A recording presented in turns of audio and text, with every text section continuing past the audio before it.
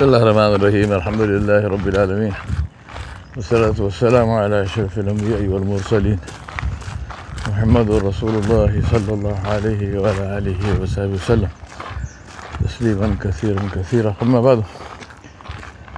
Brothers and sisters, there was a very famous anthropologist and American anthropologist and archaeologist called Margaret Mead. So somebody asked her once, they said, when was the beginning of civilization? And she said a wonderful thing. She said they found in one of the archaeological digs, she said they found a skeleton of a person whose femur had broken and joined and healed. So the femur is the big bone of the leg. She said that is the beginning of civilization. So they said, what has the joining of a femur got to do with the beginning of civilization? She said that in the wild, if an animal breaks a femur, that is a death sentence. Because once the big bone of the leg is broken, the animal can't run. And if the animal can't run, that animal is dead. It can't find food, and so either it will die of starvation or something will get it. The healing and joining of the femur means that somebody took care of that animal. And they fed it and they took care of it until it was able to walk again. So in this case, it was a human being who obviously suffered some kind of accident and broke his or her femur. But there was somebody there who took the time and trouble to take care of them and made sure that, they were, and the femur doesn't join fast. It's a big bone, so it takes time. So they took care of them, fed them, whatnot, until their leg was healed. And she says, this is the beginning of civilization. So my understanding from this, and I submit to you, is that civilization is not like what we seem to believe today, is all the fancy, sexy technology we have, and you have this AI which can do this and this robot which can do that. Effectively, the robot is doing what another human being can do with his eyes shut in a less efficient manner, and we are very impressed that this robot did all this just because it's a machine and so forth. So I won't go into discussing that, but my point is that that's not civilization. Civilization is how we treat each other, how we talk to each other, how we take care of each other in times of need, how we go out of our way to provide for each other. In my research for my book, The Business of Family Business, I spoke to and I have read about many entrepreneurs' startup stories. And one of the startup stories, this man says that he's been with that company for, God knows, from the beginning, inception, almost number 30 or something years. So I asked him, what keeps you there? And he's not even the highest paid or anything like that. He said, what keeps me there is the fact that one day I was away on a sales trip and my child fell seriously ill. And he says that my boss, who is the founder of the company, without being asked, he came home, took my wife and my son to the hospital, and then when the child was whatever they had to do, they did it, and the child had been admitted into the hospital and was going to be there overnight and happened to stay there for a day or two. He says, my boss, the founder of the business, he said to my wife, you go home and take care of whatever you need to do at home, and I'll stay here. And he stayed awake with the child the whole night, looking after my child. And I was away selling whatever product I was selling for that company. He said, now that is debt. As far as I'm concerned, that is debt. And nothing will take me away from that organization. So my submission to you, and I ask myself the same question, is what are the legacies that we are creating?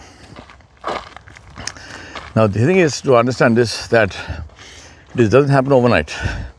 That man, whoever it was, didn't do it because he suddenly had a brainwave on that day. He didn't do it to get brownie points.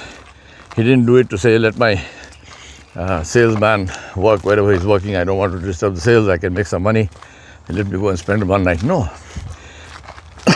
This is the result of the way he was raised, the way he was brought up.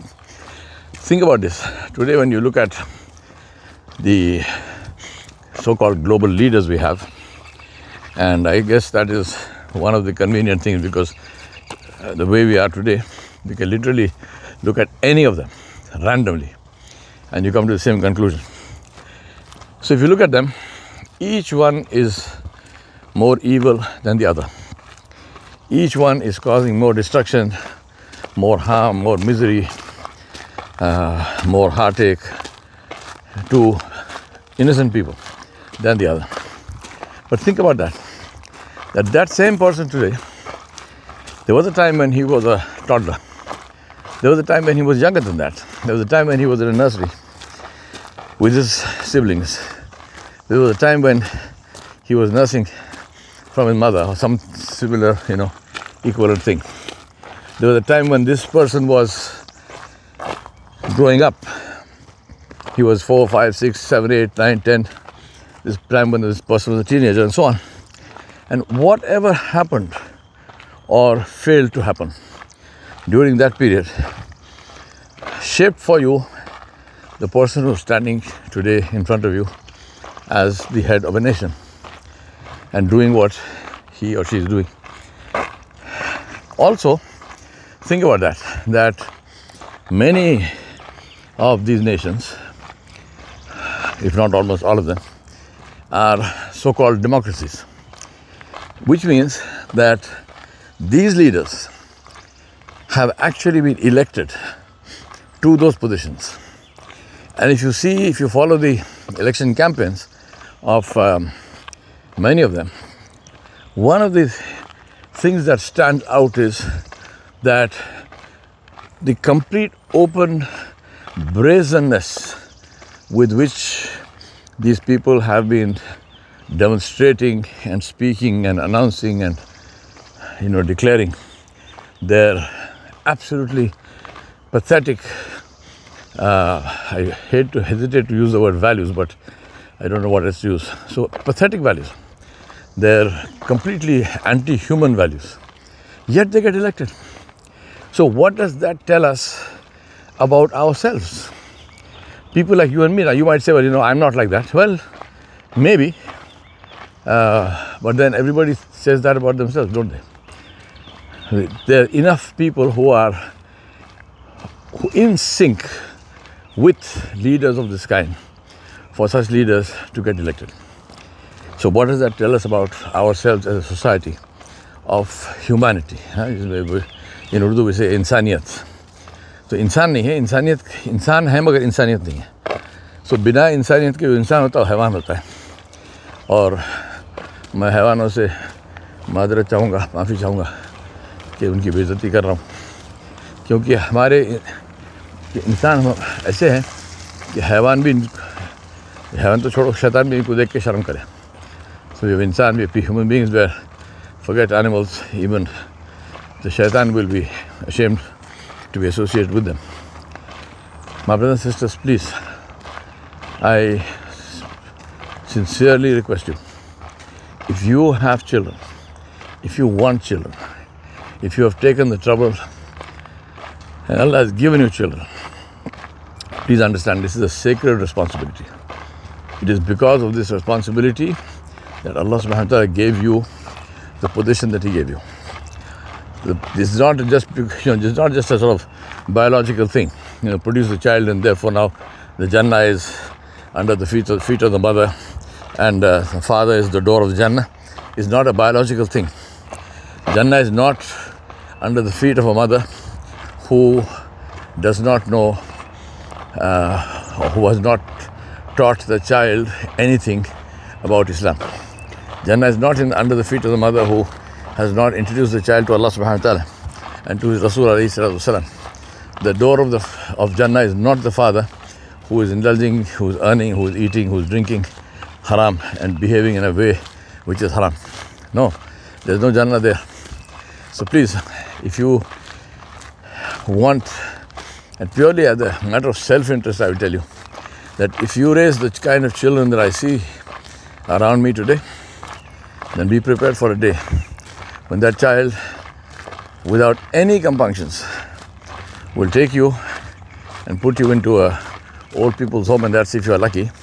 Otherwise, he'll give you one room in your house and treat you like a servant. Don't be surprised when that day comes, because that day will come. And you will be responsible for that day. If that day happens to you because you made it happen to you. The time to change is now. No matter what the age, no matter what. If you have given up your children to gadgets to raise them, and if the mother of the child is a cell phone and the father of the child doesn't exist, your children are yatim with the parents being in their own homes. How terrible is that? How terrible is that? So, please, wake up and raise children the way you should raise them. Now, there are many of you, and I'm, really, it's quite amazing, but that is the fact that even the sincere ones, they might say, well, okay, this sounds good, but I don't know what to do. So you say, raise children well, and I don't know how to raise them well. Very good. Please learn. Those of you who have access to me, come to me. Those of you who have access to other people who know about this, please go to them. But make sure you learn how to raise children. Everything has to be learned. You don't get it from birth. So it is something to learn. And this is something which is more critical than practically anything else. So please don't leave your children to their phones and devices. Your job does not end with feeding, clothing, and giving shelter to the child. Feeding and giving shelter and making sure that the creature is healthy and has a dry place to sleep is how you treat a pet. This is how you raise a dog or a cat, not how you raise a child. You have to train your children. You have to have tarbiyah of the children. So please, as I said, it's a matter of for yourself. It's a question of you and yourself. So I would say respect yourself. Respect the fact that Allah gave you children, and make sure that your children become a blessing for you. I say this all the time. People use this term very easily. They say, I have not been blessed with a child, or so-and-so have been blessed with a child. Think about this. Allah subhanahu wa ta'ala in the Quran al-Kareem did not call anywhere in the Quran. Allah has not said that children are a blessing. Allah said children are a fitra. Innamal amwalukum wa awladukum. Innamal amwalukum wa azwajukum. Allah said these are fitra. They are tests. This is a test. Whether this test becomes a blessing or a curse depends on you. So if you take this test and say, Alhamdulillah, Allah has given me this, and I'm going to raise these children who will be beautiful people of great akhlaq, people who are close to Allah and His Rasul, people who are a means of goodness and khair and barakah for whoever comes into contact with them, then that is your choice. And then inshallah they will be blessing. They will become sadaqah jariyah for you. They will become qurratul ayn for you. But it is not something that happens automatically. Doesn't happen because you have children. As I told you, look at the world leaders today. There was a day when they were children. Are they blessing? Do you see them as blessings? Or do you see them as a curse sent as a punishment to people who didn't bother to raise them the way they should have raised them? So I submit to you, let us not be among them. Let's not be among those who will then have to lament the kind of children that we raised. Instead, let's be among them who will thank Allah subhanahu wa ta'ala for having given us children and then having given us the sense and the tawfiq and helped us to make the effort. It's not just a matter of tawfiq. The tawfiq is from day one. That when Allah subhanahu wa ta'ala revealed the Quran, that is tawfiq. When Allah subhanahu wa ta'ala sent Rasulullah, that is tawfiq. Many people, they say this. Have you done Hajj? No. Why? No, when बुलावा आएगा तो हमारे देसी लोग मैंने बुलावा आएगा तो मैं जाऊंगा तो मैं कहता हूँ बुलावा एक ही आता है और वो मलकुल मौत का बुलावा है उसके अलावा हर चीज़ को खुद करना पड़ता है right so he said when I am called you will only be called once and that's when you have to die so don't wait for that day there is no bulawa when Hajj was made fard this is tawfiq when the Rasulullah came and he taught them khudu manasikakum that's the tawfiq. What more tawfiq do you want? Jibreel is not going to come to you and say, time to go, let's go. So please, tawfiq already Allah has given. And nobody can say, I do not have tawfiq. You have tawfiq, Allah has given you tawfiq. Act on it. Act on it and make sure that this life that Allah has given, which we don't know when it will end, except that it will end, it can end very suddenly and it can end very soon. Let us make sure that this life becomes the greatest asset and wealth that we could possibly have, because this is the only time that you and I are going to have where we can make an impact on our eternal life, the one that never ends. And whether that impact will be negative or positive is in our hands. Nobody can force it. Allah has given it to you. Write your script for Jannah or Jahannam. Write your script for Jannah and Jahannam. This dunya, Allah made things, Allah controlled things. But in the akhirah, Allah gave it to us. Write whatever you like. So what is it that you and I want to write? Ask Allah subhanahu wa ta'ala to help us to do that which pleases Him and save us from that which does not please Him, and help us to create generations which will be a credit to us, not generations where people will look at them and say, may Allah curse the parents of these people. Why did they ever give birth to such children? Why did they ever raise such children? We don't want to be those people. وصلى الله على نبي الكريم وعلى آله وصحبه أجمعين برحمتك يا الله.